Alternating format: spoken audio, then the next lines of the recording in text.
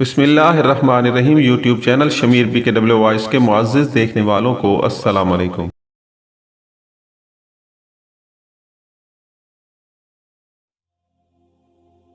اگر کوئی ناموں کا دشمن ہے تو اس کا نام بتائیں۔ آپ کو کسی پر شک ہے تو مجھے بتائیں، میں پوری کوشش کروں گا۔ پولیس والے بغیر ثبوت اور ٹھوس شک کے کسی پر ہاتھ نہیں ڈالتے۔ بہتر ہوگا آپ ناموں سے کہیں کہ وہ اقبال جرم کر لے اور آلۂ قتل بھی برآمد کروا دے۔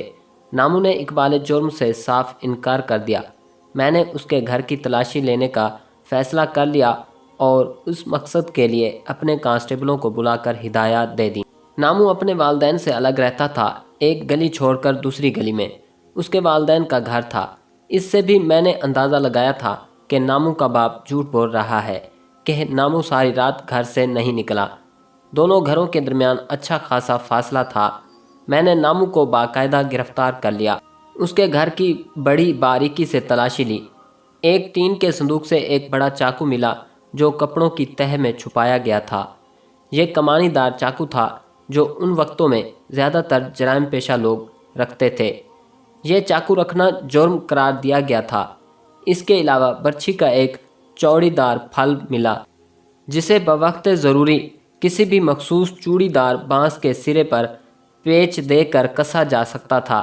میں نے دونوں ہتھیار قبضے میں لے کر ضروری کاغذی کارروائی کی اور برآمدگی کو قانونی شکل دے دی۔ میں ناموں کو لے کر تھانے آ گیا۔ اب مجھے پوسٹ مارٹم رپورٹ کا انتظار تھا۔ ایک اور پریشانی، میں دن بھر کی کارروائی کی وجہ سے بہت تھک چکا تھا، اس لیے آرام کرنے کے لیے اپنے کوارٹر چلا آیا۔ لیٹتے ہی آنکھ لگ گئی اور جب جاگا تو 4:30 بج چکے تھے۔ گرمی بہت تھی۔ تازہ دم ہونے کے لیے میں نے غسل کیا۔ نہا کر جسم میں کچھ چستی آئی اور دماغ سوچنے سمجھنے کے قابل ہوا تو میں تھانے آ گیا۔ ناموں کو حوالات میں بند کر دیا گیا تھا۔ تھانے میں اور بھی کئی کیس تھے، میں ان میں الجھ گیا۔ کچھ دیر بعد مقتول بختیار کی پوسٹ مارٹم رپورٹ آ گئی۔ رپورٹ میں موت کا وقت رات 2:30 اور 3 بجے کے درمیان لکھا گیا تھا۔ موت کی وجہ وہی لکھی تھی جو میں پہلے بتا چکا ہوں۔ چاقو یا خنجر کے وار سے دل 2 جگہ سے کٹ گیا تھا۔ پیٹ کا زخم تقریباً 7-8 انچ لمبا تھا۔ اس کی وجہ سے انتڑیاں بھی کٹ گئی تھیں۔ ڈاکٹر نے پوری تفصیل سے زخموں کی لمبائی، چوڑائی اور گہرائی لکھی تھی جو اب مجھے پوری طرح یاد نہیں۔ بہرحال پوسٹ مارٹم رپورٹ میں کوئی نئی یا چونکا دینے والی بات نہیں تھی۔ میں نے چاقو اور برچی میڈیکل ایگزامینر کے پاس معائنہ کے لیے بھجوا دیے تھے۔ یہ معلوم کرنا تھا کہ ان ہتھیاروں پر خون کا دھبا تو نہیں ہے۔ ایگزامینر کے پاس ایسے طریقے ہوتے ہیں کہ وہ خون کے مدھم سے مدھم نشانات کا پتہ بھی چلا لیتے ہیں، خواہ ہتھیار کو دھو دیا گیا ہو۔ شام تک ایگزامینر کی رپورٹ بھی آ گئی۔ رپورٹ دیکھ کر میں چکرا گیا۔ رپورٹ میری توقع کے بالکل الٹ تھی۔ لکھا تھا کہ دونوں ہتھیاروں پر خون کا کوئی نشان نہیں پایا گیا۔ جب میں نے ناموں کے گھر سے چاقو برآمد کیا تھا تو مجھے پورا یقین تھا کہ یہ چاقو آلۂ قتل ہے۔ مقتول کی لاش پوسٹ مارٹم کے بعد آ گئی تھی جو قانونی کارروائی کے بعد مقتول کے وارثوں کے حوالے کر دی گئی۔ میں سمجھ گیا کہ ناموں نے قتل کر کے آلۂ قتل کہیں پھینک دیا ہوگا۔ اب یہ اس سے اگلوانا تھا کہ آلۂ قتل کہاں پھینکا ہے۔ میں نے ایک کانسٹیبل کو بلا کر کہا کہ ناموں کو حوالات سے نکال کر میرے پاس لے آئے۔ مجھے اچانک چائے واردات پر ملنے والے کھروں کا خیال آ گیا تھا۔ کانسٹیبل ناموں کو لے کر آ گیا۔ وہ بیساکھی کے سہارے چلتا ہوا میرے سامنے کھڑا ہو گیا۔ میں نے دیکھا کہ وہ پریشان نظر آ رہا تھا۔ میں نے کانسٹیبل کو سمجھایا کہ وہ ناموں کو تھانے کے صحن میں لے جائے اور 8-10 قدم چلانے کے بعد حوالات میں بند کر دے۔ کانسٹیبل سمجھ گیا کہ میں ناموں کے کھروں کے نشان لینا چاہتا ہوں۔ کانسٹیبل نے میری حسب منشا مطلوبہ نشان لے لیے اور آ کر مجھے بتایا۔ میں نے جائے واردات پر جوتے کا نشان دیکھا تھا، وہ اچھی طرح ذہن میں محفوظ کر لیا تھا۔ یہ عام دیہاتی جوتے کا نشان تھا۔ اس میں جو خاص بات میں نے نوٹ کی تھی وہ یہ تھی کہ جوتے کے تلے پر ایڑی والی جگہ پر ایسا نشان ابھرا ہوا تھا جیسے جوتے کی ایڑی گھس گئی ہو اور وہاں چمڑے کا ٹکڑا لگوایا گیا ہو۔ اگر آپ 10 آدمیوں کے جوتے کے تلے دیکھیں گے تو آپ کو معلوم ہوگا کہ ہر آدمی کے جوتے کا تلا مختلف جگہ سے گھسا ہوا ہے۔ اس کی وجہ یہ ہے کہ ہر آدمی کے چلنے کا انداز دوسرے سے الگ ہوتا ہے۔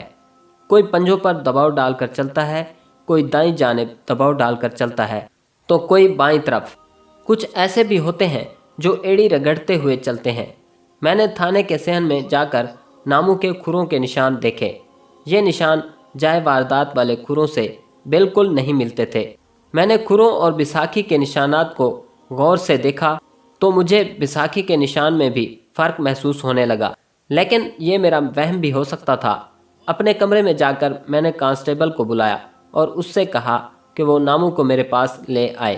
کانسٹیبل چلا گیا اور تھوڑی دیر بعد ناموں کو ساتھ لے کر آ گیا۔ میں نے ناموں کو کرسی پر بیٹھنے کو کہا تو وہ میرے سامنے والی کرسی پر بیٹھ گیا۔ میں نے دیکھا کہ اس کے چہرے پر پریشانی کے آثار صاف نظر آ رہے تھے، لیکن وہ گھبرایا ہوا بالکل نہیں لگ رہا تھا۔ میں تم پر تشدد نہیں کرنا چاہتا ناموں، میں نے کہا۔ اگر تم شرافت سے اقبالی بیان دے دو تو مجھ سے فائدہ حاصل کر سکتے ہو۔ ایک بات یاد رکھو، یہ آخری موقع ہے، اس کے بعد میں ذرا سا بھی رعایت نہیں کروں گا۔ جائے واردات پر تمہارے کھرے موجود ہیں، تمہارے خلاف شہادت بھی مضبوط ہے، وجہ قتل بھی معقول ہے، بولو بیان دو گے؟ میرا بیان وہی ہے جو پہلے تھا، ناموں نے فیصلہ کن لہجے میں کہا۔ قتل میں نے نہیں کیا تو اقبالی بیان کیوں دوں؟ اگر میں نے قتل کیا ہوتا تو خود تھانے پیش ہو جاتا۔ اللہ جانتا ہے کہ میں بے گناہ ہوں اور مجھے یقین ہے کہ اللہ میری مدد کرے گا۔ میں سوچ میں پڑ گیا۔ اس کے پر اعتماد لہجے میں مجھے سچائی محسوس ہو رہی تھی۔ میرا اتنا تجربہ ہو گیا تھا کہ سچ اور جھوٹ میں فرق محسوس کر سکتا تھا۔ مجرم اور جھوٹے آدمی کے بات کرنے کا انداز اور ہوتا ہے، اور جب ایک سچا آدمی بات کرتا ہے تو اس کا ایک خاص انداز ہوتا ہے جو کوئی تجربہ کار تھانے دار ہی پہچان سکتا ہے۔ ناموں کے بات کرنے کے انداز سے لگ رہا تھا کہ وہ سچ بول رہا ہے، مگر بات جائے واردات پر پائے جانے والے کھروں پر آ کر اٹک جاتی تھی۔ اگر ناموں سچ بول رہا تھا تو پھر جائے واردات پر موجود کھرے کس کے تھے؟ میں اپنا شک پوری طرح رفع کیے بغیر ناموں کو چھوڑنا نہیں چاہتا تھا۔ میں نے تھانے کے صحن میں ناموں کے کھروں کے جو نشان لیے تھے وہ جائے واردات پر پائے جانے والے کھروں سے نہیں مل رہے تھے، لیکن ضروری نہیں تھا کہ ناموں نے واردات کے وقت وہی جوتا پہن رکھا ہو جو اب پہنے ہوئے تھا۔ ضروری تھا کہ میں ناموں کے زیر استعمال تمام جوتے چیک کرتا۔ میں نے کانسٹیبل کو بلایا اور اس سے کہا کہ وہ فوراً سائیکل پر ناموں کے گھر چلا جائے اور ناموں کی بیوی سے کہے کہ ناموں کے جتنے بھی جوتے ہیں وہ دے دے۔ کانسٹیبل چلا گیا۔ میں نے ناموں کو حوالات میں بھجوا دیا اور خود دوسرے کاموں میں مصروف ہو گیا۔ ناموں بے گناہ تھا۔ 11 ساڑھے 11 بجے کا وقت ہوگا جب ایک کانسٹیبل نے آ کر اطلاع دی کہ ناموں کا باپ اور سسر مجھ سے ملنا چاہتے ہیں۔ میں نے ان کو اپنے پاس بلا لیا۔ وہ آ گئے۔ میں نے ان سے پوچھا کہ وہ کیوں آئے ہیں تو انہوں نے بتایا کہ وہ ناموں سے ملنے کے لیے آئے ہیں اور اس کے علاوہ میرے ساتھ ایک ضروری بات کرنا چاہتے ہیں۔ میں نے ان کو بتایا کہ چونکہ ابھی تفتیش ہو رہی ہے اس لیے وہ ناموں سے نہیں مل سکتے۔ پھر میں نے ان سے پوچھا کہ وہ میرے ساتھ کیا ضروری بات کرنا چاہتے ہیں۔ ناموں پر رحم کریں ملک جی، ناموں کے باپ نے میرے آگے ہاتھ باندھ کر کہا۔ آپ ہمیں حکم کریں، ہم آپ کی ہر خدمت کے لیے تیار ہیں۔ اللہ نے آپ کی دعا سے بہت دے رکھا ہے۔ میں سمجھ گیا اس کا اشارہ کس قسم کی خدمت کی طرف ہے۔ وہ مجھے رشوت کی پیشکش کر رہا تھا۔ خدمت میں ضرور بتاؤں گا، میں نے کہا۔ پہلے مجھے ساری صورتحال کا علم ہونا چاہیے، اس کے بعد ہی میں کوئی راستہ نکال سکوں گا۔ آپ ناموں سے کہیں کہ وہ ساری بات مجھے سنا دے، پھر میں جو کچھ سوچوں گا اور اپنی خدمت بھی بتاؤں گا۔ میری یہ بات سن کر وہ دونوں ایک دوسرے کا منہ دیکھنے لگے۔ ابھی یہ باتیں ہو رہی تھیں کہ وہ کانسٹیبل آ گیا جسے میں نے ناموں کے گھر بھیجا تھا۔ اس نے مجھے اشارے سے بتایا کہ وہ مطلوبہ کام کر آیا ہے۔ میں نے ناموں کے باپ اور سسر سے کہا کہ وہ اچھی طرح سوچ لیں اور پھر مجھے بتائیں۔ یہ کہہ کر میں نے انہیں بھیج دیا۔ ان کے جانے کے بعد میں نے کانسٹیبل کو بلایا۔ کپڑے کا ایک تھیلا اس نے میرے سامنے پیش کر دیا۔ میرے کہنے پر اس نے تھیلا فرش پر الٹا تو اس میں 5 جوڑے جوتوں کے نکلے۔ کانسٹیبل نے باری باری ہر جوتے کا تلوا مجھے دکھایا۔ زیادہ تر جوتے نئے اور اچھی حالت میں تھے۔ صرف ایک جوتے کی ایڑی پر कीलों के ज़रिए चमड़े का टुकड़ा लगाकर एड़ी के वाला हिस्सा हमवार किया गया था। मैंने ये जूता अलग किया और कांस्टेबल को साथ लेकर बाहर सहन में उस कच्ची जगह चला गया जहाँ पहले नामू के खुरों के निशान लिए थे। मैंने कांस्टेबल से कहा कि वो नामू के जूते का दायां पांव पहनकर कच्ची ज़मीन पर चले। कांस्टेबल मेरी ज़रूरत समझता था। उसने 8-10 कदम चलकर कच्ची ज़मीन पर दाएं जूते के निशान बना दिए।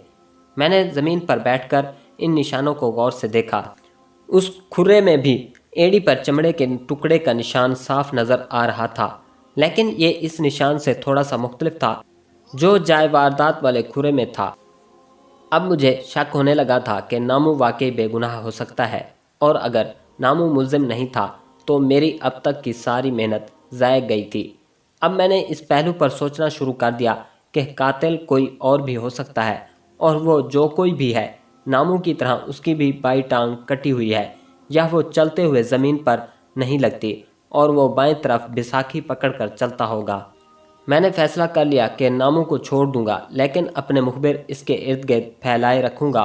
वह जो भी हरकत करेगा या किसी से भी मिलेगा उसकी रिपोर्ट मुझे पहुंचती रहेगी।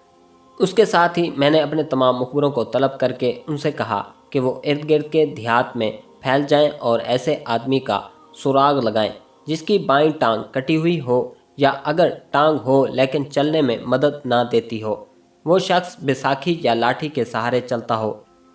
एक और लंगड़ा। इस सारी कार्रवाई के बाद मैंने नामू को यह कहकर छोड़ दिया कि वो गांव में मौजूद रहे और जब भी उसे थाने में तलब किया जाए फ़ौरन हाजिर हो जाए। मैंने उसे ये भी कहा कि वो थाने इतला किए बगैर गांव से बाहर ना जाए। नामू ने आसमान की तरफ इस तरह शुक्रगुजारी से देखा जैसे अल्लाह का शुक्र अदा कर रहा हो। फिर उसने मेरा शुक्रिया अदा किया। मैंने कांस्टेबल को इशारा किया कि वो नामू को उसकी बैसाखी ला दे। हवालात में नामू को बैसाखी साथ रखने की इजाज़त नहीं थी, और जब उसे मेरे पास लाया जाता था तो उसके बैठने के बाद एक कांस्टेबल उसकी बैसाखी कब्ज़े में ले लेता था। नामू बैसाखी ठक ठक करता हुआ मेरे दफ्तर से निकल गया। मैं जहाँ से चला था फिर वहीं आ खड़ा हुआ था। मेरी तफ्तीश की गाड़ी बिल्कुल ठप होकर रह गई थी। अब मैं मुकम्मल तौर पर मुखबिरों के रहमो करम पर था। मुझे बड़ी उम्मीद थी कि जल्द ही मुझे मतलूबा शख्स के बारे में इतला मिल जाएगी। इस किस्म के आदमी को ढूंढना कोई मुश्किल काम नहीं था। मैं थाने के दूसरे केसों में मसरूफ़ हो गया। रोज़ सुबह मुखबिर मेरे पास हाज़िरी देते और अपनी अपनी रिपोर्ट देते। इन रिपोर्टों से मुझे कुछ भी हासिल ना हुआ। इर्द गिर्द के देहात में ऐसे किसी आदमी का सुराग ना मिला जो मेरी शराइत पर पूरा उतरता हो। एक आदमी ऐसा मिला, लेकिन वो दाईं टांग से माजूर था और इतना उम्र रसीदा था कि कत्ल करना तो दूर की बात थी, वो अपना आप बड़ी मुश्किल से संभालता था। इसी तरह 5 दिन गुजर गए और मेरी तफ्तीश 1 इंच भी आगे ना बढ़ सकी। मैं अब मायूस हो चला था और मैंने फैसला कर लिया था कि नामू को दोबारा गिरफ्तार करके उसे खूब फेंटी लगवाऊंगा। मैं तशद्दुद का कायल ना था, लेकिन ख़ास हालात में और ज़रूरत के तहत कभी कभार ऐसा कर लेता था। कत्ल की इस वारदात को 5 दिन गुजर गए थे। वो 6ठा दिन था। मैं थाने में बैठा था। मैंने अपने ASI को बुलाया जो एक सिख था। उसका नाम महिंदर सिंह था और बड़ा ही काहिल इंसान था। गालबन किसी बड़े आदमी की सिफारिश से पुलिस में भर्ती हुआ था। खाते पीते ख़ानदान का लाडला बेटा था। जंग अज़ीम में उसके बाप ने अंग्रेज़ों के वार फंड में जी भरकर चंदा दिया था और फ़ौज में भर्ती के लिए बढ़ चढ़ कर हिस्सा लिया था। अंग्रेज़ों ने अपने ऐसे वफादारों को खूब नवाजा था। महिंदर के बाप की होशियारी देखें कि उसने लोगों के जवान लड़कों को मरने के लिए अंग्रेज़ की फ़ौज में भर्ती करा दिया और अपने बेटे को पुलिस में भेज दिया। मैंने महिंदर सिंह से कहा कि वो नामू को थाने ले आए और अगर वो शराफत से आने से इनकार करे तो उसे बाकायदा हथकड़ी लगा कर लाए। महिंदर चला गया। उसे गए अभी थोड़ी देर ही गुजरी थी कि मेरा एक मुखबिर आ गया। उसने जो बात सुनाई उसे सुनकर मैं खुश हो गया। ये मुखबिर अपने साथ एक आदमी को लेकर आया था। मुखबिर ने बताया कि ये आदमी साथ वाले गांव में रहता है। जिस रात बख्तियार कत्ल हुआ उसकी सुबह ये एक शादी के सिलसिले में चला गया था। रात को ये वापस आया तो उसे बख्तियार के कत्ल की खबर मिली और ये भी पता चला कि पुलिस को एक ऐसे आदमी की तलाश है जो बाईं टांग से माजूर है। उस आदमी ने बताया कि उसने इस तरह का लंगड़ा आदमी वारदात से एक दिन पहले देखा था। ये बात मुखबिर के कान में पड़ी तो वो उसे मेरे पास ले आया। मेरे कहने पर मुखबिर ने इस आदमी को मेरे सामने पेश कर दिया। वो उधेड़ उम्र आदमी था और शक्ल से काफ़ी होशियार दिखाई दे रहा था। मैंने उससे कहा कि वो पूरी बात तफसील से सुनाए। उस आदमी ने बड़ी तफसील से मुझे सारी बात सुनाई। मैं आपको मुख्तसरन ये बात सुना देता हूँ। ये आदमी हिंदू था और उसका नाम रूप कुमार था। रूप कुमार वारदात वाले गांव के साथ वाले गांव में रहता था। वारदात से एक दिन पहले रूप कुमार घर के लिए कुछ दाल दलिया लेने गांव के एक सिरे पर वाक़े पुरचून की दुकान पर गया। ये एक हिंदू की दुकान थी जो रिटायर फौजी था और जंगे अजीम में बर्मा के महाज पर ज़ख्मी हो गया था। इसके ज़ख्म कुछ इस नौयत के थे कि इसका दायां बाजू मफलूज हो गया था। रूप कुमार अपने हिंदू भाई की मदद की नीयत से इससे सौदा लेने जाता था। इस हिंदू फौजी ने अपने घर के अंदर से जगह निकालकर परचून की दुकान खोल ली थी। सब लोग उसे फौजी दुकानदार कहते थे। रूप कुमार जब वहां से सौदा लेकर निकलने लगा तो अचानक फौजी दुकानदार के घर का दरवाज़ा खुला और एक आदमी बैसाखी के सहारे बाहर निकला और फिर रूप कुमार को देखकर फौरन ही वापस अंदर चला गया। रूप कुमार ने इस पर कोई तवज्जो न दी। एक लंगड़ा आदमी नज़र आ जाना कोई ऐसी अहम बात नहीं थी। उससे अगले दिन रूप कुमार किसी रिश्तेदार की शादी के सिलसिले में शहर चला गया। रूप कुमार शादी भुगताने के बाद वापस गांव आया तो उसने सुना कि साथ वाले गांव में कत्ल की वारदात हो गई है। उन वक्तों में जब कहीं कत्ल की वारदात हो जाती थी तो दूर दूर तक दहशत फैल जाती थी और लोग खौफजदा हो जाते थे। आजकल तो रोज़ाना थोक के हिसाब से कत्ल होते हैं और लोग हुकूमत के कान पर भी जूं तक नहीं रेंगती। बहरहाल रूप कुमार ने सुना कि पुलिस को शक है कि कातिल लंगड़ा है और पुलिस इस शख्स की तलाश में है। रूप कुमार को फौरन फौजी दुकानदार के घर नज़र आने वाला लंगड़ा याद आ गया। उसने लोगों को बताया कि उसने ऐसा एक लंगड़ा आदमी देखा था। होते होते ये बात मेरे मुखबिर तक पहुंची तो वह रूप कुमार को मेरे पास ले आया। अगर वो लंगड़ा दोबारा तुम्हारे सामने आए तो क्या तुम उसे पहचान लोगे? मैंने रूप कुमार से पूछा। अगरचे मैंने सिर्फ चंद लम्हों के लिए उसे देखा था, रूप कुमार ने कहा, लेकिन मैं उसे आसानी से पहचान लूँगा। उसकी वजह उसके चेहरे पर ज़ख्म का एक लंबा निशान था जो बड़ा वाज़े नज़र आ रहा था। क्या तुम यकीन से कह सकते हो कि इसकी बाईं टांग माजूर थी? मैंने पूछा। नहीं जी, रूप कुमार ने कहा। मैंने गौर नहीं किया था। वो कुछ देर सोचता रहा और फिर बोला, मुझे ऐसा शक पड़ता है कि वो अपनी दाईं टांग पर खड़ा था और बैसाखी उसके बाएं तरफ थी। मैंने एएसआई महेंद्र को बुलाया और उससे कहा कि वो रूप कुमार के साथ जाए और फौजी दुकानदार को साथ ले आए। मेरी ये बात सुनकर रूप कुमार कुछ घबरा गया। वो नहीं चाहता था कि फौजी दुकानदार को ये पता लगे कि रूप कुमार ने इसकी निशानदेही की है। मैंने उसे तसल्ली दी कि इसका नाम इस केस में बिल्कुल नहीं आएगा। वो बस दूर से एएसआई को मकान दिखा दे। ये सुनकर उस हिंदू की जान में जान आई। मैंने महेंद्र कुमार से कहा कि वो 2 कांस्टेबल साथ लेकर जाए। उसके बाद मैंने रूप कुमार का शुक्रिया अदा किया और ये कहकर उसे जाने दिया कि अगर उसकी मदद की ज़रूरत पड़ी तो उसे बुलवा लूँगा। महेंद्र सिंह 2 कांस्टेबलों को साथ लेकर रूप कुमार के साथ चला गया। पर्दा उठ गया। महेंद्र सिंह चला गया तो मैं इस सोच में पड़ गया कि फौजी दुकानदार के घर देखा जाने वाला लंगड़ा कौन है और क्या वो कातिल हो सकता है। अगर वही लंगड़ा कातिल है तो उसकी हवालदार बख्तियार के साथ क्या दुश्मनी हो सकती है। वो लंगड़ा कहाँ से आया और फौजी दुकानदार से उसका क्या ताल्लुक़ हो सकता है। ये और उस किस्म के लातादाद सवालात मेरे जहन में किलबिलाने लगे। इन सवालात का जवाब सिर्फ एक शख्स दे सकता था और वो शख्स था फौजी दुकानदार। मैं बड़ी बेचैनी से उसके आने का इंतज़ार करने लगा। वक्त गुजारी के लिए मैंने एक दूसरे केस की फ़ाइल खोल ली। तकरीबन 1.5-2 घंटे के बाद एएसआई महेंद्र सिंह आ गया। वो फौजी दुकानदार को साथ ले आया था। इस दुकानदार का नाम तो प्रकाश नारायण था, लेकिन गांव वाले उसे फौजी कहते थे। मैंने महेंद्र से कहा कि वो प्रकाश को मेरे पास भेज दे और किसी को अंदर ना आने दे। महेंद्र प्रकाश को मेरे पास छोड़कर चला गया। मैंने देखा वो एक आम सा सांवले रंग का हिंदू था। اس کے ڈیل ڈول میں کوئی جاذبیت نہیں تھی۔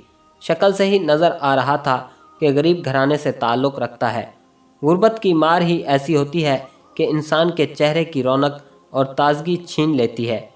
پرکاش کے چہرے سے یتیمی برس رہی تھی اور وہ کچھ خوفزدہ سا نظر آ رہا تھا۔ پرکاش نے دونوں ہاتھ جوڑ کر مجھے پرنام کیا اور چپ چاپ کھڑا ہو گیا۔ مجھے بتایا گیا تھا کہ اس کا دایاں ہاتھ جنگ میں زخمی ہونے کے بعد مفلوج ہو گیا تھا۔ میں نے دیکھا کہ اس کا یہ ہاتھ بالکل مفلوج نہیں ہوا تھا، وہ اس ہاتھ کو معمولی حرکت دے سکتا تھا۔ اس نے پرنام کرنے کے لیے دونوں ہاتھ اٹھا کر جوڑے تھے تو بائیں ہاتھ سے دائیں ہاتھ کو سہارا دے کر رکھا تھا۔ میں نے اس کو بیٹھنے کے لیے کہا اور پھر اس کے ساتھ ادھر ادھر کی باتیں شروع کر دیں۔ باتوں باتوں میں نے اس کے ہاتھ کے متعلق پوچھا کہ اسے کیا ہوا تھا۔ اس نے بتایا کہ وہ برما کے محاذ پر اگلے مورچوں میں تھا۔ شدید گولہ باری ہو رہی تھی۔ اس کے قریب ہی ایک گولہ گرا، اس کے کچھ ٹکڑے اسے لگے جن سے وہ شدید زخمی ہو گیا۔ زخم تو ٹھیک ہو گیا لیکن اس کا دایاں ہاتھ بیکار ہو گیا۔ وہ لنگڑا کہاں ہے؟ میں نے اچانک پرکاش سے پوچھا۔ میرا یہ سوال سن کر پرکاش اس طرح بدکا جیسے کسی نے بے خبری میں اسے سوئی چبو دی ہو۔ وہ حیرانی سے میرا منہ دیکھنے لگا۔ میں نے اپنے ذہن میں سوچ لیا تھا کہ اسے سنبھلنے کا موقع نہیں دوں گا۔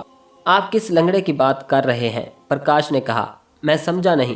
میں اسی لنگڑے کی بات کر رہا ہوں، میں نے کہا، جس کے ساتھ مل کر تم نے حوالدار بختیار کو قتل کیا ہے۔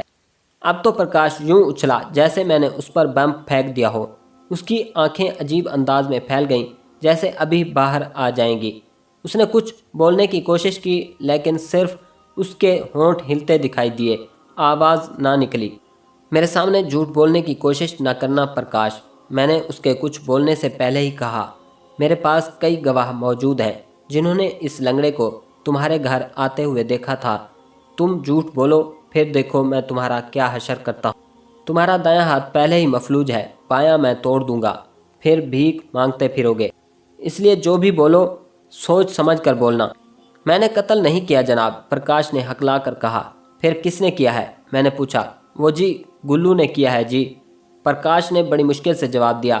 گلو کون؟ میں نے سختی سے کہا۔ سیدھی طرح اس کا نام بتاؤ۔ اس کا نام گلزار ہے جناب، پرکاش نے کہا۔ وہی لنگڑا، اسے گلو کہتے ہیں۔ قتل کے وقت تم اس کے ساتھ تھے؟ میں نے اس خیال سے پوچھا کہ وہ موقع کا گواہ ہو سکتا ہے۔ نہیں جناب، پرکاش نے ہاتھ جوڑ کر کہا۔ جیسی چاہے قسم لے لیں، میں اس کے ساتھ نہیں تھا، وہ اکیلا گیا تھا۔ گلو کی حوالدار بختیار سے کیا دشمنی تھی؟ میں نے پرکاش سے پوچھا۔ پرانی بات ہے جناب، پرکاش نے کہا۔ گلو نے اس کا بدلہ لے لیا ہے، حوالدار کی وجہ سے اس کی ٹانگ کٹ گئی تھی۔ میں نے پرکاش سے کہا کہ وہ مجھے ساری بات تفصیل سے بتائے۔ پرکاش نے مجھے جو بات سنائی وہ مختصراً اس طرح تھی کہ گلو بھی انگریزوں کی فوج میں تھا اور جنگ عظیم میں اگلے مورچوں پر تھا۔ حوالدار بختیار اور گلو ایک ہی یونٹ میں تھے اور گلو حوالدار بختیار کے ماتحت تھا۔ اس زمانے میں حوالدار کے ماتحت غالباً 5 سپاہی ہوا کرتے تھے۔ جنگ زوروں پر تھی۔ یہ پرکاش، گلو اور 3 اور سپاہی بختیار کے ماتحت تھے۔ ایک دن جب جاپانیوں کا بڑا زبردست حملہ آ رہا تھا اور گولیاں اور بم بارش کی طرح برس رہے تھے، حوالدار بختیار نے گلو کو کوئی کام بتا کر کہا کہ وہ ابھی جا کر یہ کام کرے۔ گلو نے حوالدار سے کہا کہ حملے کا زور ٹوٹ جائے تو وہ کام کر آئے گا۔ حوالدار بختیار بڑا ہی سخت اور ڈسپلن کا پابند فوجی تھا اور اپنی بات منوانے کا عادی تھا۔ اس نے گلو کو کہا کہ وہ فوراً حکم کی تعمیل کرے ورنہ اس کے خلاف کارروائی کی جائے گی۔ گلو نہ چاہتے ہوئے بھی مورچے سے باہر چلا گیا۔ ابھی کچھ ہی دور گیا تھا کہ ایک گولہ گلو سے کچھ فاصلے پر گرا اور اس کا ایک چھوٹا ٹکڑا گلو کے منہ پر لگا اور ایک بڑا ٹکڑا گھٹنے پر لگا، جس سے اس کی بائیں ٹانگ اس بری طرح مجروح ہو گئی کہ ڈاکٹروں کو کاٹنی پڑی۔ گلو کو معذوری کی وجہ سے فوج سے ریٹائر کر دیا گیا۔ اس کا گلو کو بڑا رنج تھا اور اس حادثے کا ذمہ دار وہ حوالدار بختیار کو سمجھتا تھا۔ اس نے عہد کر رکھا تھا کہ بختیار سے اپنی ٹانگ کٹنے کا بدلہ ضرور لے گا۔ ادھر کچھ دنوں بعد پرکاش بھی زخمی ہو گیا اور گاؤں آ گیا۔ گلو کو معلوم تھا کہ پرکاش حوالدار کے ساتھ والے گاؤں میں رہتا ہے۔ اس نے پرکاش کے ساتھ خط و کتابت کے ذریعے رابطہ رکھا ہوا تھا۔ اس نے پرکاش سے کہہ رکھا تھا کہ جب بھی حوالدار گاؤں میں نظر آئے وہ اسے اطلاع کر دے۔ जिन दिनों हवालदार बख्तियार गांव में आया हुआ था, प्रकाश किसी काम से उस गांव गया तो पता चल गया कि हवालदार गांव में मौजूद है। उसने खत लिखकर गुल्लू को इतला दे दी। चंद दिनों बाद गुल्लू प्रकाश के पास आ गया और उसके घर छुपा रहा। वह इतनी दूर से घोड़ी पर आया था।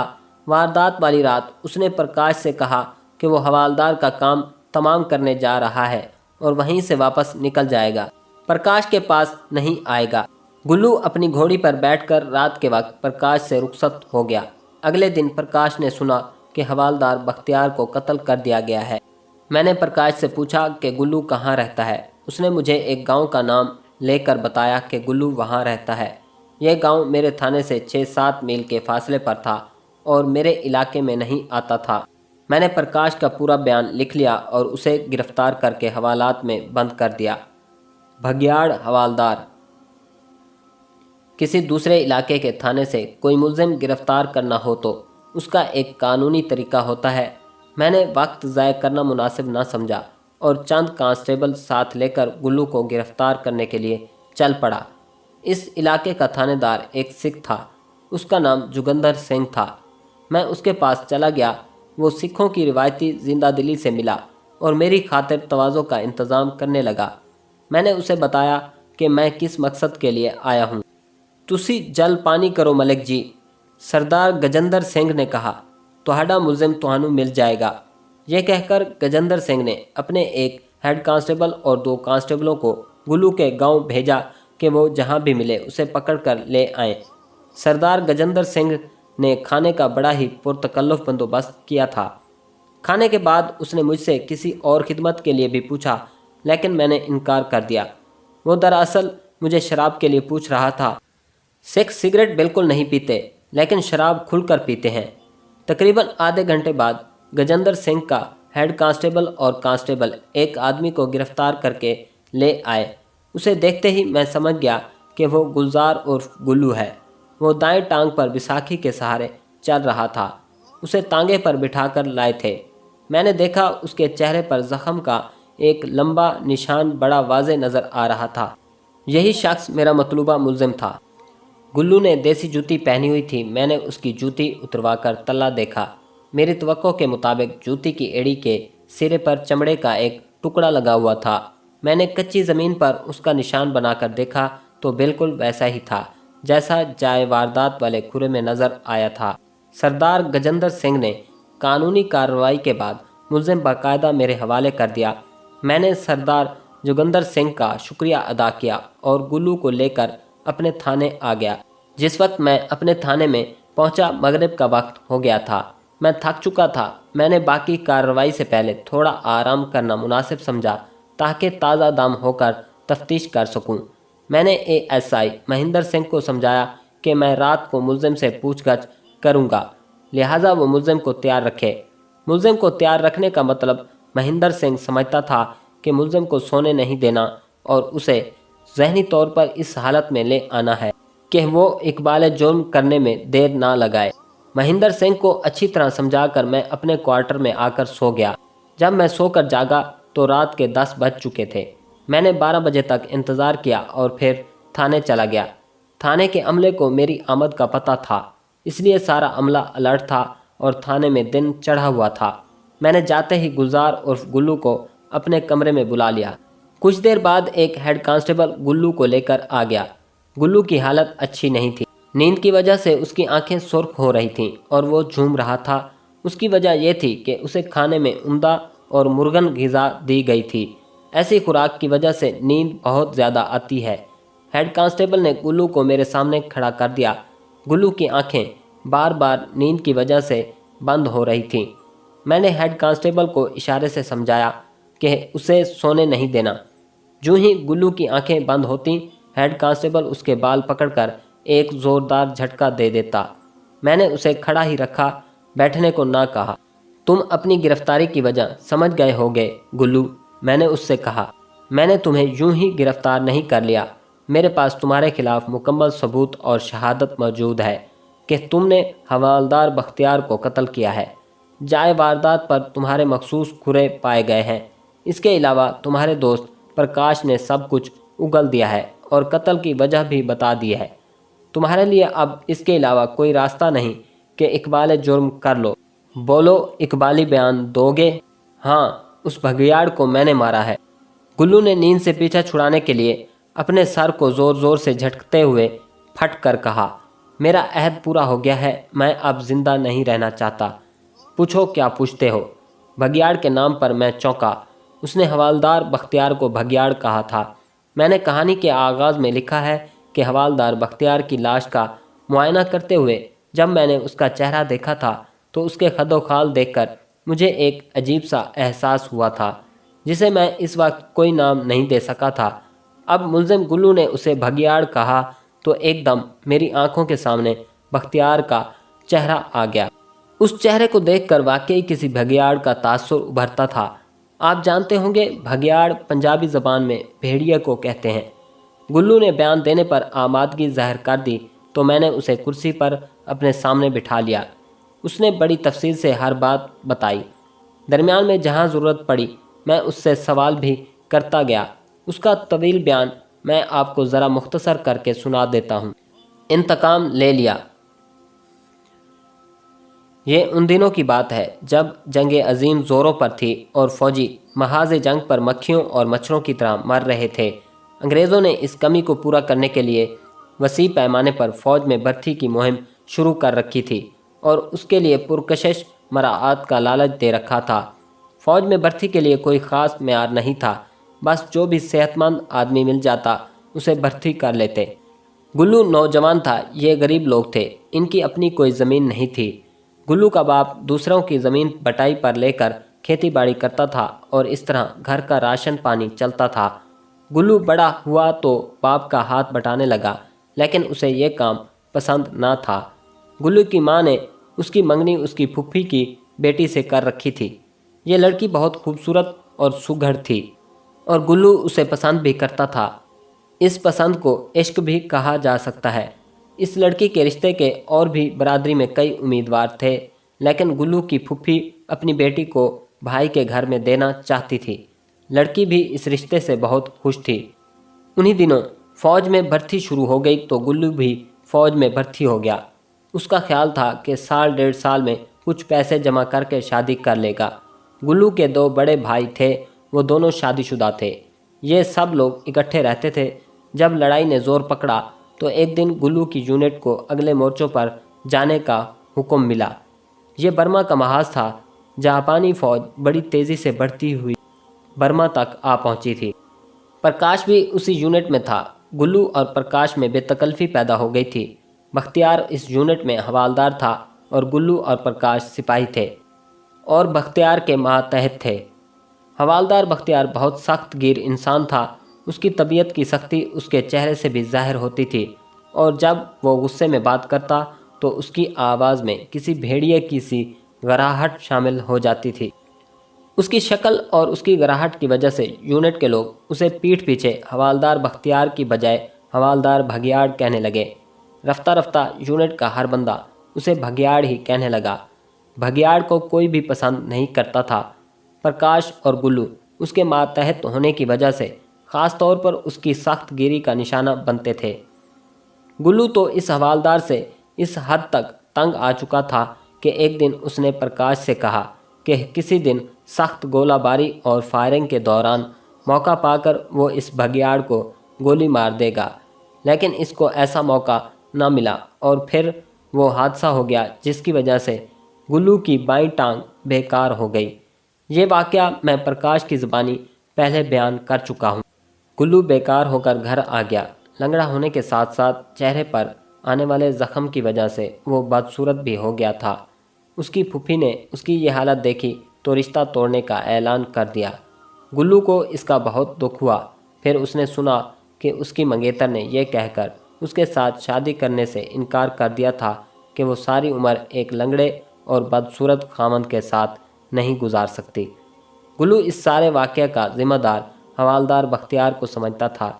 उसके दिल में बख्तियार के ख़िलाफ़ इतनी ज़्यादा नफ़रत भर गई कि उसका बस नहीं चलता था कि वो महाज जंग पर जाकर उसे गोली मार देता। इस वाक़े के एक माह बाद प्रकाश भी ज़ख्मी होकर अपने गांव आ गया था।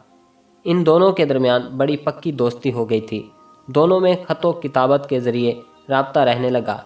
گلو کو پتہ تھا کہ حوالدار بختیار پرکاش کے ساتھ والے گاؤں کا رہنے والا ہے۔ اس نے پرکاش سے کہہ رکھا تھا کہ جب بھی کبھی حوالدار اپنے گاؤں میں آئے وہ اسے یعنی گلو کو اس کی اطلاع کر دے۔ پھر جنگ ختم ہو گئی۔ جنگ ختم ہوئے 2-3 ماہ ہوئے ہوں گے جب حوالدار بختیار ریٹائر ہو کر اپنے گاؤں میں آ گیا۔ پرکاش کو پتہ لگا تو اس نے گلو کو خط لکھ کر اس کی اطلاع دے دی۔ ادھر گلو کی منگیتر کی شادی کسی اور جگہ ہو گئی تھی۔ گلو نے قسم کھائی تھی کہ وہ حوالدار بختیار کو اپنے ہاتھوں سے قتل کر کے اپنا بدلہ لے گا۔ اطلاع ملتے ہی وہ ایک گھوڑی پر سوار ہو کر رات کے وقت پرکاش کے پاس جا پہنچا اور پرکاش کے گھر میں رہا۔ اس نے ایک لمبا چاقو اپنے کرتے کی جیب میں گھر سے نکلتے وقت رکھ لیا تھا۔